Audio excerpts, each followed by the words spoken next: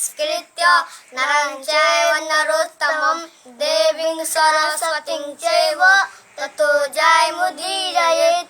एकदा मुनयः सर्वे सर्वलोकहिते रताः शरण्ये निखारण्ये गोष्ठीं चक्रुर्मनोरमा।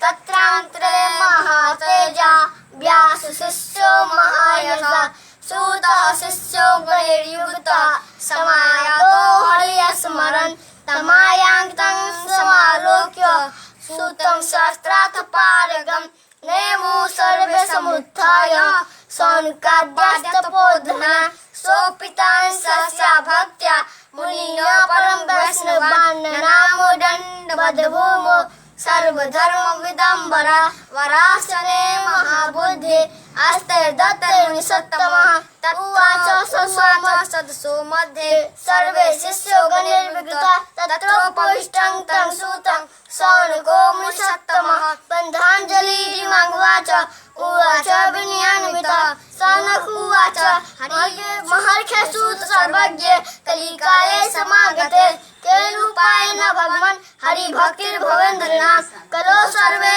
भविष्यन्ति पापकर्मपरायणा वेद विद्याविहीनश्च तेषां श्रेयः कथं भवेत्।